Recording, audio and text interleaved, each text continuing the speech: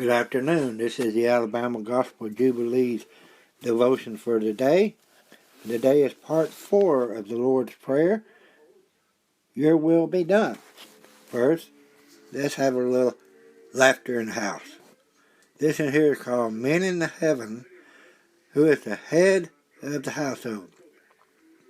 At the end of the age, when all the believers were standing in line waiting to get into heaven, God appeared and said, I want all the men to form 2 lines.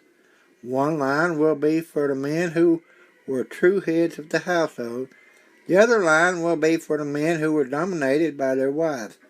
God continued, I want all the women to report to St. Peter. The women left and the men formed 2 lines. The line of men who were dominated by their wives was seemingly unending. The line of men who were true head of their household had 1 man in it.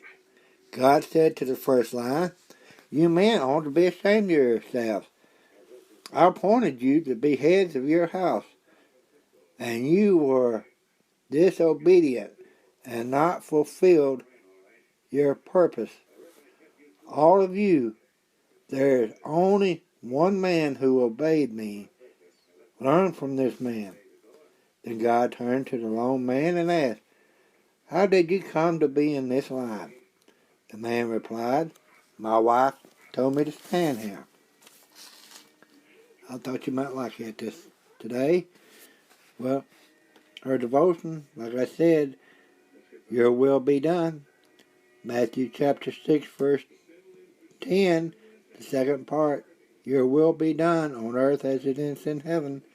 Fred Wolf once said 90% of discerning God's will for your life is being totally surrendered and obedient to whatever He wants. To that I say amen. Jesus taught His disciples to ask God to let His will be done in their lives on earth as it is in heaven. Submission is the key to discernment. Jesus grew up seeing this kind of submission to God's will in the life of His mother Mary. After all, when the angel Gabriel told her that God had chosen her to bear the Messiah, even though she was still a virgin, she had responded by saying, behold, the bond slave of God, of the Lord, may it be done to me according to your word. Luke chapter 1, verse 38.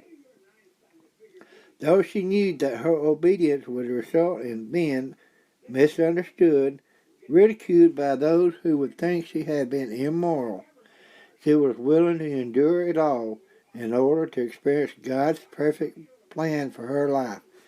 Jesus Himself prayed a similar prayer just hours before His crucifixion. As He fell on His face in agonizing prayer in the Garden of Gethsemane, He prayed, my Father, if it is possible, let this cup pass from me, yet not as I will, but as you will. Matthew 26:39.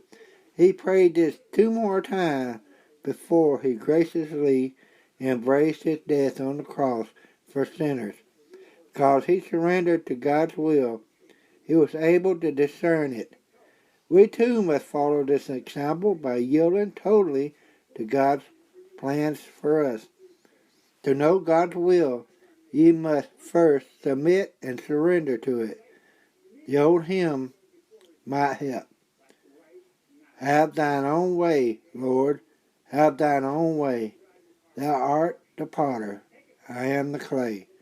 Mold me, make me, after thy will. While I'm waiting, yielded and still. Take those words into your heart today.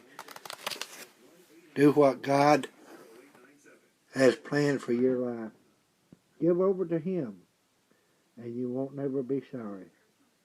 God bless you, and thank you for listening.